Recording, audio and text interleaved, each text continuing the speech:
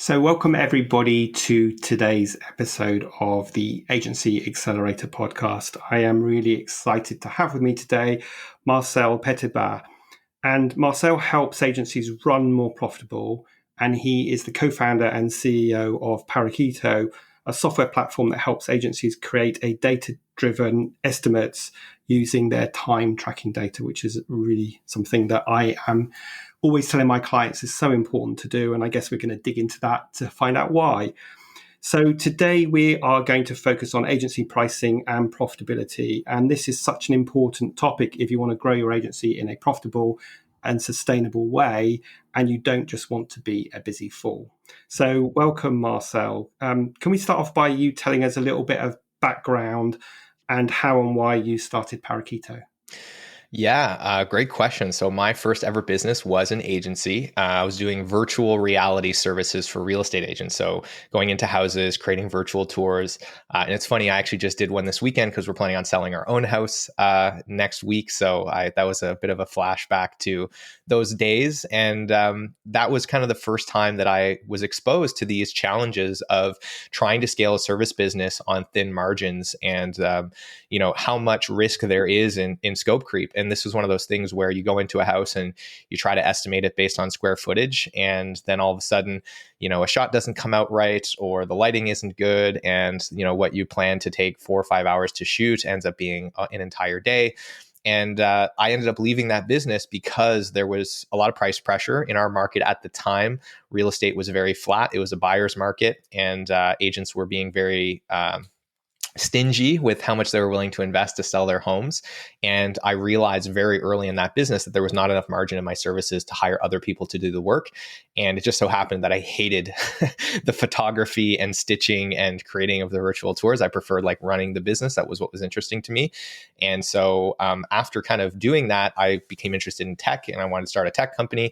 And then a friend of mine who ran a software company or software development agency out of Boise came to me one day and said, "Hey, I can't answer simple questions without building spreadsheets, and I can't find a solution to help me with this problem.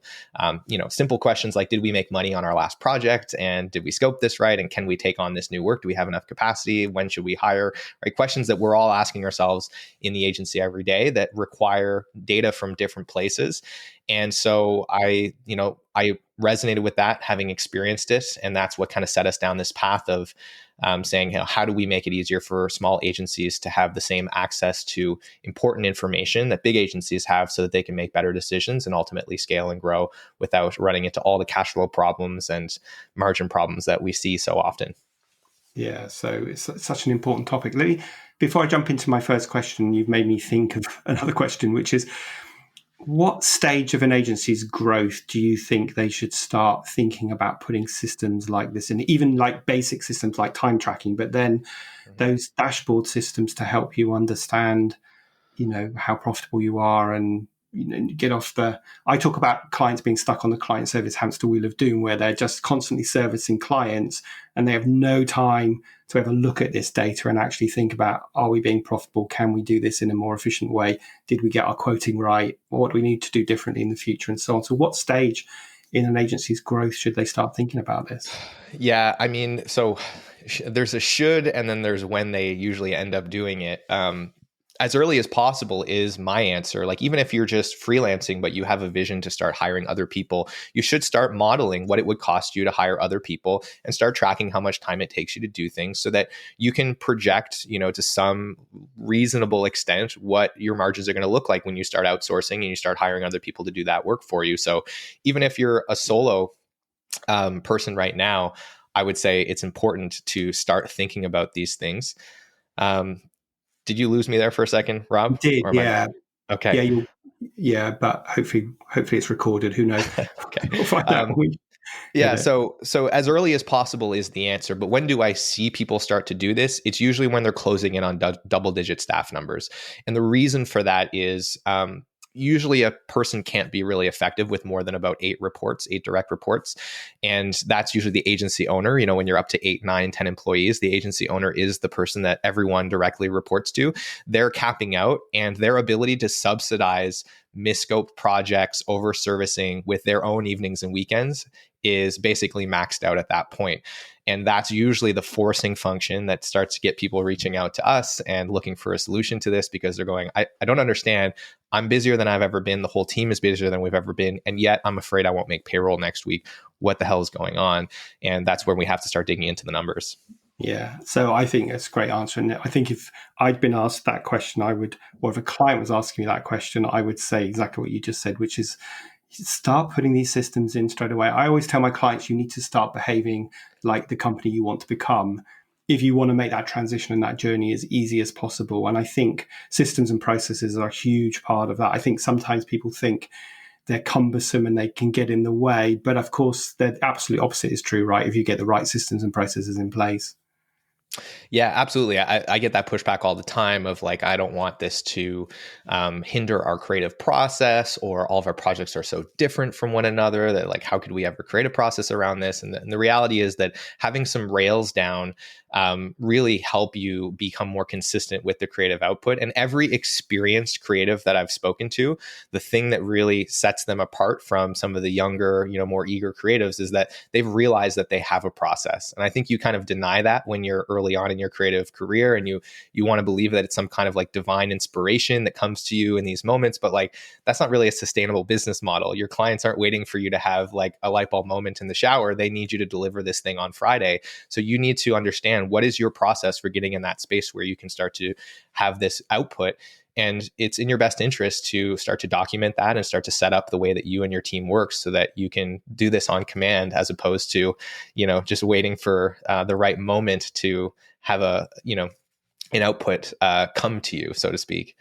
Yeah. And I think, if you want to build an agency that is not completely dependent on you as the agency owner, then you have to put these systems in place. And the sooner you do it, the less stress you're going to have in your agency's growth. Otherwise, all eyes are on you, and all the weight sits on your shoulder, and every single client will want you in their project as well. Absolutely. So let's just go back to the beginning. So I'm just interested to get some thoughts from you on some pitfalls and tips that agencies should be mindful of when they are sitting with that prospect and they're discussing a project, and then they're being asked to go away and scope it out and put together a proposal. What are the kind of pitfalls and tips that you see that you could advise people on at that stage? Yeah. So I think one of the immediate things is not understanding that you start training the client on how to treat you in the sales process. And if your posture in that sales process is going to essentially set the agreement on what the relationship is going to be. So, of course, early on in your agency, you might not have a lot of authority in the space. You might not have people coming to you wanting to work with you because they see you as, the thought leader in the business problem that they're uniquely trying to solve. And so you might not have quite as much leverage, but understand that there is a difference between a client that reaches out to you to work with you, that's referred to you, right? You have authority in that relationship, so leverage it. Be very deliberate about, hey, this sounds like the problem you want to solve. Let me walk you through our process for how we solve that. Here's the first, second, third, fourth step. Start setting the expectation that you're going to take the lead. And clients like that a lot of the time. Like they don't want to have to tell their agency and micromanage their agency to tell them what to do. But I think a lot of agencies fall into that kind of dynamic with their clients, which immediately puts a lot of risk on scope. Because if the client is the person that's determining the scope and they get to change it whenever they want, then it's almost impossible for you to do what you need to do to have operational efficiency on the back end. So start with understanding your posture and where your leverage is in the sales process, and start coming to the client with confidence and with a process. Even if you're making it up on the spot, at least you're training them that you're going to be taking the lead. And then the second thing is start to separate pricing and scoping from one another. They are related, but they are not the same thing. Scoping is about what it costs you to deliver work to a client. Pricing is about what the client is going to pay you. And I think a lot of times, even like time and materials shops that are not really time and materials shops are lying to themselves when they say like, I ask this question all the time. How do you structure a contract with a client? And they go, oh, well, we estimate how many hours it's going to take, and then we build them on time and materials. And then I go, okay, cool. Well, what if it takes you, an extra 200 hours to get the thing done that you thought you were going to? Are you billing all of those hours back to the client? No. So, okay, so you're really pricing a flat rate. You're just using scoping as a way to come up with what that flat rate is. And you're not giving yourself any additional compensation for the risk that you took on by doing that. So start to learn how to separate scoping from pricing and understand that the pricing conversation with the client really doesn't have to be related to the scope at all. And in fact, if your services are of high relative value to that client, for example, if they're hiring you for your specific expertise in an area, or if the relative value of solving that problem is very high for that business. For example, if they have $1 million in sales a month on their e-commerce website and you can double their conversion rate, well, that is significantly more valuable than, the other company that's doing $10,000 a month in sales on their e-commerce website. So understand what the relative value is, use that to drive the price up, and use scoping to make sure that there's enough margin there that you're hitting your goals. But don't put yourself in a position where you're taking on all of the risk with very thin margins and then, eating that on the back end, which is where we see a lot of agencies fall into cash flow problems. Yeah, it's really interesting. I talk a lot with my clients about value pricing, which is kind of what we're talking about here, I think, in that, when you're doing the scope, you're working out, like you say, how long it's going to take, what resources you need and all the rest of it. But that's not really what the client's buying. The client actually doesn't really care how long it's going to take, except in terms of delivery. They don't care how long the agency is going to take. And I always use a dentist as a good example of this. Like when you go to the dentist and, you've got really bad toothache and the dentist gets rid of your toothache and you walk up to reception and they say, that's £300, please. You would very rarely say, wow, that's a lot of money for 15 minutes work. And if you did, the dentist would probably turn around and say, well, if I took 3 hours to get rid of your pain at £100 an hour, would that make it more valuable to you? And you go, no, of course not, because I'm paying you to get rid of my pain as quickly as possible. And that's value pricing. And it's kind of what you're talking about here. And I think it kind of, those two things that you talked about are really intertwined, because if you meet a prospect and you show up as an equal to that prospect, then you can have conversations around how the piece of work you're doing ties into their bigger business goals, what's understanding what the value of it is to the business. And then if you're pricing against that, even though you're working out the scope as well, then you are much more likely to be happy with the amount of time it takes versus the fee that you're charging. I had a really good example of this a couple of weeks ago. I have a PR client and they won a new client, and when they spoke in this process about some of the key goals to measure that project, the client said, we would really like to get our CEO on radio, blah blah blah, whatever the radio station was. And because one of the PR people in the agency used to work at that radio station, she was literally able to pick up the phone, make a phone call, within 10 minutes, achieve this massive objective that other agencies hadn't been able to deliver. Now, if all they charged the client was the time it took that person to deliver that, they'd make no money. So, they obviously didn't, and they put what's the value to the client. So I think there's some really good nuggets in what you just said. So let's just move that on. So now we've got the scope of work and we've agreed the brief with the client. What are your thoughts around how do we make sure the project we are delivering is profitable? Again, what are the mistakes you see agencies making, and what advice would you give to an agency to make sure they can maximize their profitability? Yeah. So the first thing is making sure that you're designing the project to have enough margin from the start. And I think this is the first place where a lot of folks get very confused. And there's a lot of mud in the water in the industry about what the best way to even calculate this is. So in our mind, the best practice around this is focus on gross margin at the project and client level. So what does that actually mean? Well, essentially what you're looking at is you're going to have a total amount of fees. And then depending on what kind of services you're offering, maybe some of that is pass-through revenue, right? It doesn't actually belong to you. It belongs to other vendors that you're partnering with to get this solution done. So that might be Facebook for ads. It might be some print company to do print. It might be some video production company for video production, right? So take all of that money out because that doesn't actually belong to you. It's not your revenue. It's just passing through you as an entity. And then look at what I refer to as agency gross income. So that is the money that belongs to you that you're responsible for earning with your team's time and effort by getting deliverables done and delivering to the client. So take that AGI number, and then what you want to do is subtract your direct labor cost. And the way that we want to calculate direct labor cost is not including overhead in that number. And so I just want to pause and double click on this for a moment. I think a lot of people try to get to a net profitability number when they're scoping projects or trying to estimate project profitability.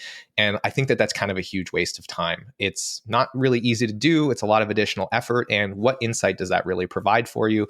Not much. Your overhead doesn't shift at the same rate that your gross margin does. Those things are not really truly related. So what you want to do is think about what is the gross margin target that you need to hit consistently so that you can afford 25 to 30% of your AGI going to overhead and still have a margin that you're happy with. And then just start focusing on that gross margin number, because it's way easier to calculate and it's going to be way easier to compare projects to each other if you're not including overhead, because that's a variable that's going to change at a different rate.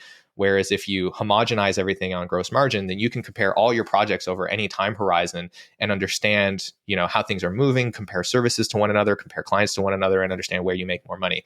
So with that said, how do you get to the gross margin number? You take your AGI, again, so that's revenue minus pass-through, and then you subtract your direct labor cost. Your direct labor cost is very simple to calculate. It's your team's salary plus whatever benefits they have, health, dental, stipends for equipment, et cetera. So they're fully loaded costs divided by the amount of time that you bought in their employment contract, which for most people is 2,080 hours of their year, 40 hours times 52 weeks. And yes, we are including their vacation time in there. We're including their paid time off. We're including all of that stuff. It's a gross margin. We want to remove all the variables that are going to change from person to person, from agency to agency, so that we have a nice flat metric to track our earning efficiency on, so that we can use it horizontally. We can compare it to the industry. It's a nice, useful metric that's simple. That's how you get to gross margin. Your target should be above 50%. 50 to 70 is a good range. If you can shoot towards the top end of that, 70%, if you have more risk in the project, if you feel like there's a contingency there of 10, 20%, factor that in. So, if you're consistently hitting 70% margins on your projects, you're probably going to have a gross margin across the whole agency at the end of the year of 55, 60%, because you'll lose a little bit on paid time off and vacation and gaps in utilization and slow times. And then you'll be able to carry 25, 30% overhead, and you should still have 25-ish% margin left at the end of the year to put in your pocket to compensate you for the risk you took for starting this business. And then everyone's happy. And you should be able to achieve that at 65, 70% utilization for your entire team annually. You don't have to work everybody, 60, 70 hours a week to make that happen. I think that's a misconception in the industry and a playbook that a lot of bad actors have run for way too long that is not valid and really bugs me. Yeah, that's so interesting. It's, I run a group coaching program with about 30 SME agency owners, and I get asked this question all the time. And I really like the way you've simplified that. I'm going to have to steal that and use it with my clients, because they say to me, Rob, what should my margin, what should I be aiming my margin to be? And, sometimes clients are working on although their margin might not be calculated exactly how you've outlined, but they're working on such low margins. They're working like 20% margin, and then they end up being a busy fool because it just takes one thing slightly to go wrong, and they've lost even that 20% margin, and then they're become a charity because they're doing the work for free. So really useful to know. And when it comes to, I don't know your system really well, but what would you say some of the key metrics that agencies should be measuring on an ongoing basis? I mean, you've already alluded to some of them in the margin that you just explained, but have you any other kind of key metrics agencies should be looking at so they can measure all this stuff? Yeah. So the way I look at it is there's kind of like two levels of the business that you're going to pay attention to. There's the client and project level, which you're usually going to look at on a much tighter time horizon. You might look at that weekly, bi-weekly, or monthly. That just kind of depends on the rate of change in your agency. So if you do a lot of like small, quick turn projects, you're going to look at this more often. If you do bigger projects that take, a longer time to mature, you'll have a longer time horizon to look at this on. But on the client and project level, really what you want to have is an earning efficiency metric, and you want to pay attention to like utilization or effectiveness for your team. So essentially what that means is we'll start with earning efficiency. It's a metric that allows you to understand how efficiently does your team earn revenue. And you want that, again, just like gross margin, to be a nice, flat, homogeneous metric that you can use to compare across all of your projects or across other agencies as well, if you have the opportunity to do that in a peer group, in a coaching program, so on. So there's two metrics that I like for that. The first is gross margin. Gross margin is a little bit harder to get to. It's a little more costly because you have to factor in the individual cost rate of every person that worked on that project. So, if you have some technology to help you with that, like a time tracking tool that has cost rates included in it, then that's great. You could probably do that fairly automated. If not, another option that I like that's very, very easy to track is what I call average billable rate. And that's really just taking your AGI number, your agency gross income, and dividing it by the number of hours that your team worked against that project. And that gives you essentially your actual hourly rate at the end of a project. And what you can do with that is look at your average cost per hour for your team. And that'll give you a rough sense of what your margin actually was in that project. And then you can easily start to compare all your projects to one another. So you might look and say like, hey, when we do website redesigns, we average $180 an hour. But when we do like the content retainer on the back end, we average $153 an hour. And you can start to get these levels of insight of, where are we more or less efficient? What projects were more or less efficient? And that's where you can start to have really insightful conversations with your team about why. Why are we way more efficient over here and way less efficient over here? Is there something about our process? Is there something about the way that we scope that we need to adjust? And those process improvements that come out of those conversations is what really starts to close the gap from both sides. You're going to have the data, which tells you, did we do what we thought we were going to do on this project? And then you're going to have the process, which is going to start to help make things more predictable. I think that's a misconception about scoping, is that the data can fix everything. But the reality is sometimes we're trying to scope things that are just hard to scope because our process isn't very well defined for how we do it in the first place. So efficiency is the first thing you want to track. Again, that's either gross margin or average billable rate. Utilization is the second thing you want to pay attention to. And that's really just how much of your team's time is being used for earning revenue in your business. And it's important to look at those two things at the same time, because I think traditionally a lot of people have focused way too much on utilization. And that comes from being in the time and materials world. If you don't run a time and materials agency, utilization is not the most useful metric for you to be paying attention to, because it doesn't actually indicate, it's not a great precursor for your success. Your utilization might be through the roof, but your average billable rate is tanking. That just means you're over-servicing clients. So you want to look at those two things next to each other.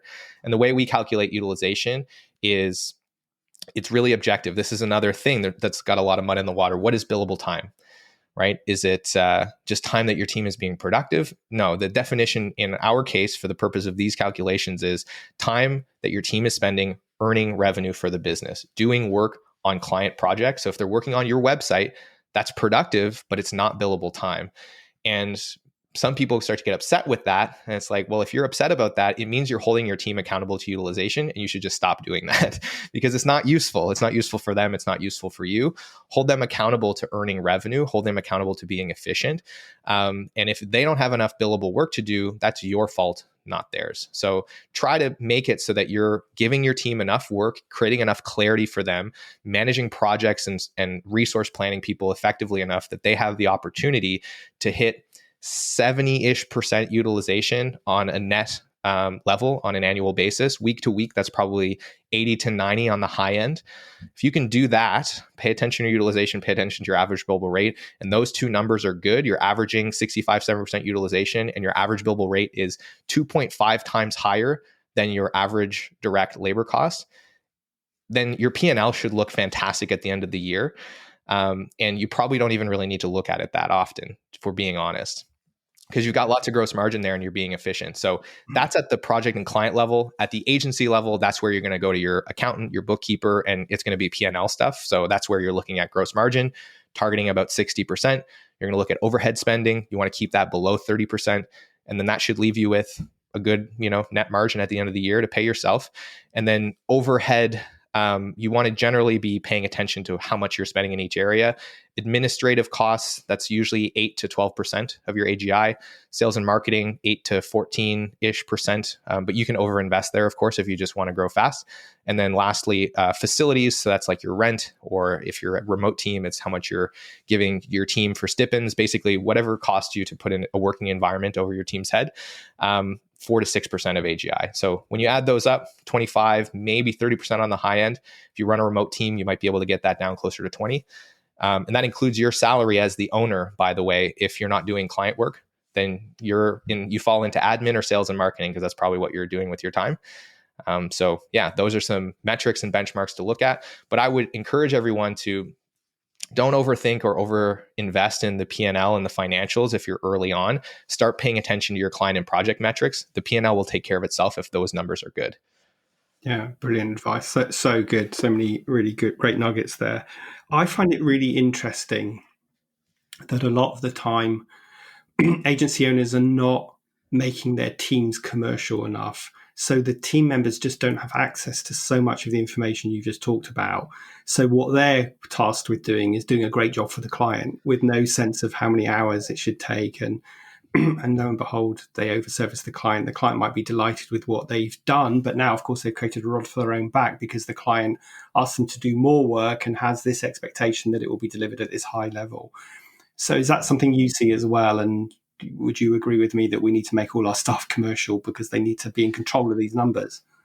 Yeah, I mean, I think this is how you change the entire dynamic around time tracking. And this is a bit of a double-edged sword, right? I think a lot of employees resent the idea that they have to track their time, resent, a lot of this stuff because they don't see how it's being applied to making their lives better and making the agency better for them. And a lot of times it's not being used in that way. So that's part of the problem. But really, if you think about the flywheel here that makes your agency more profitable, it has to involve your team. And that flywheel is we estimate how much time it's going to take us to do something. We measure if it took us that much time or not. Then we talk to the team about why there are gaps between our expectations and reality, because the team is the best set of resources to like surface actual granular insights from the ground floor on like what happened during this project. And then that should inform process improvements that in turn make things more predictable. And if we do all of these things well, the end result for the team should be when we schedule you to work 40 hours on a project, it takes you that long. And then you go home in the evenings and on weekends. You don't have to, because like the deadline is rarely the elastic part of a project, right? So when we underscope something, who pays for that? The team does, and they pay for it with their evenings and weekends. So that's part of the conversation of like, we're going to engage you in the process of using this data to make the agency better. And this is what you're going to get in return. We're going to be more profitable. That means we can pay you better. It means we can have cool perks for the office. It means we don't have to lay you off the second that we have a dip in utilization or new business slows up. It means that, you get home on time more consistently. These are all the benefits to them. And that part of that is getting them involved in the conversation of here's the data that we're seeing. Here's how it's impacting us. And we'd love to learn from you what opportunities exist for us to, make this better. Yeah, it's interesting because I think time tracking fails so often because the team members are not given a clear context. So they think, oh, you want me to do time tracking because you don't trust me and you want to, keep an eye on exactly what I'm doing and making sure I'm not on Facebook or something. And actually that's completely the wrong context. The context is everything you just outlined. And if people just slowed down a bit and spent time kind of selling that and communicating that to their team, then they would be much better. I mean, blimey, when I ran my agency, we're talking 15 years ago, we did many things wrong, but one of the things we did right was time tracking. But in those days, time tracking was an Excel spreadsheet. Mm-hmm. And that was much tougher than the tools that are available now that make it so much easier. I mean, a lot of my clients use tools like Harvest, and I think your Parakeeto connects in with Harvest, doesn't it? So you can take that information and use it in a really kind of smart, intelligent way. That's right. And just, I think you sort of talked about this already, but how do we get smart about feeding that back into future work? So I've done this project, I've done this analysis, I've talked to my team. Yeah. What do I do to take those key learnings and then help not make the same mistakes when I talk to the next client about a project and I overpromise and all the rest of it? Yeah, so we have a 4-step framework on how to implement what we call the agency profitability flywheel into your agency. So this is in the consulting work that we do, we're just basically helping people implement this. If you want to learn how to do it on your own for free, we have a video course that you can grab absolutely free. And it includes all the templates and spreadsheet templates that we use for reporting and stuff like that with our clients. So you can grab that at parakeeto.com/toolkit. And I'll make sure to send you the link, Rob, in case you want to include that in the show notes. Yeah, but we'll include that in the show notes for sure. The high level of it is there's 2 feedback loops we need to create. One is about data. It's about what was our estimate and what was our actuals. And the reason that a lot of folks don't even get that part installed is because when you hold up their estimate for the project and you hold up a timesheet, they look completely different. And so reconciling those two things together requires massaging the data, figuring out like, okay, well, this task for wireframing, the design, UX, copywriting, whatever, is that design? Is it copywriting? Like, what did we estimate this against? And so because there's so much resistance, we don't do it. So the first step is actually auditing the way that you structure your assumptions about projects in your scope document and the way that you structure your time tracking data, and making sure that they match up so that the resistance to answering that question is as low as possible. That creates your first feedback loop that you can, within a minute or two, go in, run a report at the end of the week and say, did we spend as much time on these projects as we thought we would? And break it down in very high level buckets. Generally, you want to align those buckets to how you resource plan. So they're generally going to be functional roles: design, development, project management, account management, et cetera. If you can do that well, that creates your data feedback loop. That's the objective part. Now, I think where people get steered wrong is they get excited about this idea of having data help them answer questions, and then they start to try to rely on the data to answer all the questions. And that's a recipe for disaster, because what that does is it pushes you to start adding way too much complexity to your data schema. So now you're asking your team to track time on a subtask of a deliverable within a phase, right? And now your data schema is just totally unmanageable. All these problems about reconciliation come up again. So the right answer there is keep that simple, keep it high level, and then use it to inform where you spend your time talking to the team about the areas of the business that need attention. And it's in talking to the team about, hey, this project was way more efficient than the other ones we did last month. What did we do differently on that project that allowed us to do it in half the time that we expected? Surface the insights. Oh, we did this thing. It worked out really well. The handoff between dev and design was different this time, and that was like awesome. It's like, cool. That's an amazing insight. Do you guys think you could create a process so we could do that again next time? And now the team is bought in because they came up with the idea. They're immediately seeing how that process would benefit them. And then it's about carving out the time for them to actually build, maintain, update processes. And it's in seeing the data and then having the processes get more and more defined that we gradually close the loop and get to a place where we can very confidently scope projects. And what we've realized in the almost 4 years now that we've been doing consulting in the space is, without accurate assumptions about the scope of a project, you can't really build efficient operation systems for your agency. You can't resource plan effectively. You can't plan for profitability effectively. Scopes of work are the foundation of almost all of your operational systems that are related to forward visibility, which becomes more and more important the faster that you start to grow and the faster you need to start hiring people. So if you can install that process, get a data feedback loop and then a people feedback loop, and have that essentially just bake into the way that you run your business, create a cadence around that so it's always happening, then you should start to see your scopes of work get to within 10% of what you thought they were going to be. And that is a perfectly acceptable level margin of error. And that will create so much more predictability, so much more forward visibility for your agency. And hopefully it'll get everybody back to a regular 40-hour work week. And it'll also allow you to plan time to work on the business and not have it just constantly get cannibalized by client work, which of course is what we see happen all the time. Yes, great. Such great advice again. I think one of my favorite expressions I use all the time is slow down to speed up. And this is definitely one of those examples, because what I see happening is clients lurching from one project to another, and they may do like a project wrap up call with the client and get some feedback from the client about what went well and what didn't, but they probably don't do that whole feedback loop, both on the project time and also the team input as well. So I would really encourage people to listen to this and apply it and figure out, it's a vicious circle, isn't it? Because if you don't get all of this right, then you're over-servicing clients and you've got no time to do anything, and then you're over-servicing clients and you've got to find a way of breaking that cycle. Yeah. So, and I want to double click on this because there's a lot of folks that are listening that might be stuck between a rock and a hard place on this. And this might resonate with you as well, Rob. Like, maybe you're doing retros now, or you try to do retros. Sometimes you get them in, sometimes you don't. And then the team surfaces all these ideas about processes that should be improved. Everybody agrees that they should be implemented. And then every time you try to schedule the time to allow somebody the space to work on this, it gets bulldozed by client work. It gets bulldozed and it's just constantly getting pushed back.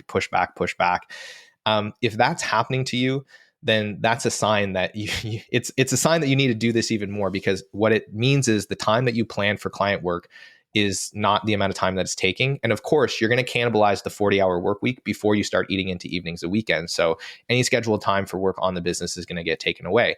The way that you create a little bit of space for that is you raise your prices. That is like an easy way. You raise your prices. That allows you to, ideally start spreading projects over a little bit of a longer time horizon. But the mistake I see a lot of people make is they just raise their prices and then the pain is kind of alleviated. It's like taking a painkiller and then they think, okay, the problem's gone now. But that problem that you don't know how long it takes you to do work, it's still there and it still needs to get solved. So use the space that creates to actually start getting these processes in place. And that's how you kind of get over that hump and get to a place where you can actually start working on this consistently. So if you find yourself in that kind of trap, that would be my advice, is like, just raise your prices by 15 or 20%. Use that breathing space that it creates to just start attacking this scoping and process problem. And, by the end of this year, ideally, you'll be in a place where you're like, wow, I can't believe we ever ran our business that way. Yes, great. Another great piece of advice. I find, especially clients that don't take a value pricing approach and they sell on day rates or hourly rates, are really fearful about raising their prices. And I spend quite a lot of my time trying to get people over that so that they can do that. But here's another reason to do that, because it will give you that breathing space to look at your systems and processes and get some of this stuff right. So listen, this is such a great conversation. We could go on for hours, but this episode is packed with really useful advice. I really appreciate that, Marcel. Now, a couple of things. Let me ask you the question I ask all of my guests, which is, if you could go back in time and give your younger self just starting out in business one piece of advice, what would it be? Yeah, I think one of my biggest fears when I was younger was choosing the wrong thing and wasting my time. And I think looking back, nothing that I did over the last decade ever made sense while it was happening, but it makes perfect sense in retrospect. I can see how every single project I've worked on, every single business I've been involved in is serving me today. So that's probably the word of advice, is like, don't worry about it. Just say yes to things that scare you and you'll be fine. And that playbook has worked pretty well for me so far. Good bit of advice. Yeah, fear sometimes keeps us stuck, doesn't it? So feel the fear and do it anyway. Last thing. So I will make sure I include the link to the toolkit that you mentioned in the show notes. But if people wanted to find out more about Parakeeto or get in touch with you, Marcel, where would the best place for them to go be? Yeah, absolutely. So head on over to parakeeto.com. There's lots of information on the product there. And if you want to connect with me directly, find me on LinkedIn, Marcel Petitpas. There's not a lot of us, and I'm wearing this same shirt in all my social profiles, so I'm easy to find. And if you download the toolkit, you'll get emails from me. So you can just reply to those if you want to have a chat, get on a call. I love to nerd out on agency profitability. So if you're hearing this and you just want some advice on how to better implement these systems, I'm always happy to find some time. So don't hesitate to reach out, and make sure you check out, if you're listening to podcasts consistently, check out the Agency Profitability Podcast, the Agency Profit Podcast. I can't believe I just messed up my own podcast name. The Agency Profit Podcast, where we talk about stuff like this all the time. And it's I think a great outlet for talking about this side of the business that doesn't get as much attention as new business, unfortunately, but it's equally as important in my mind. True. Yeah. And I confess, this isn't a sort of deep understanding of financials isn't my area of expertise, but this is so insightful, and I've certainly learned a lot, and you've helped me answer some of the questions that my clients ask me. So I know listeners will find this really useful. I also put a link to your podcast in the show notes as well. So just want to say a huge thank you for giving up your time to share your wisdom with us today on the podcast. My pleasure, Rob. Thank you so much for having me.